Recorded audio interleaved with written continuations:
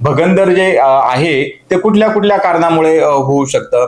आयुर्वेदामध्ये पोटातील जंत आहेत किंवा अस्थिशल्य म्हणजे तुम्ही मासा खाल्ला आणि मासाचा काटा आतमध्ये गेला आणि तो त्याचा काटा बाहेर पडताना गुदप्रदेशी जर जखम केली तर त्यामुळे होऊ शकतं. अति प्रमाणात शरीर संबंध ठेवणे, टॉयलेटसाठी खूप जास्त जोर लावणे, कठीण भागावरती बसून प्रवास करणे, गुदमार्गावरती आघात होणे, डायबिटीज आहे, अतिस्थौल्य आहे इत्यादी रोगांमुळे सुद्धा हा आजार होऊ शकतो. मधुमेह इत्यादी कारणांमुळे सुद्धा हा आजार होऊ शकतो. आधुनिक विज्ञानामध्ये सुद्धा फिस्टुलाचे कारण जे आहेत ही दोन भागामध्ये विभागली जातात.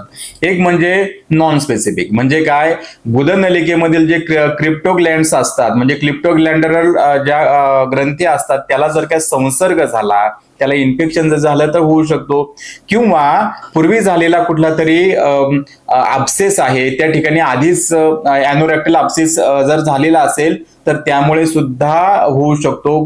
क्वचित प्रसंगी क्रॉनिक कॉन्स्टिपेशन आहे, बद्धकोष्ठता आहे किंवा अतिसार झालेला आहे, क्रॉनिक डायरिया आहे, मलाचा खडा गुदग्रंथीवरती खूप जास्त ताण आणत असेल व सततच्या जुलाबामुळे इन्फेक्शनचा धोका वाढतो आणि त्या ग्रंथीचं इन्फेक्शन होऊन सुद्धा हा त्रास होऊ शकतो. त्याचबरोबर बैठी जीवनशैली आहे, चुकीचा आहार आहे, अति तिखट खाण्याची सवय आहे, मसालेदार पदार्थ खाण्याची सवय आहे, ते जंक फूड असतील, तासन तास एकाच जागेवर बसण्याची सवय आहे, गुदभागात अतिरिक्त उष्णता आणि रक्तसंचय जर झाला तर त्यामुळे सुद्धा ह्या आजाराचा धोका वाढत असतो.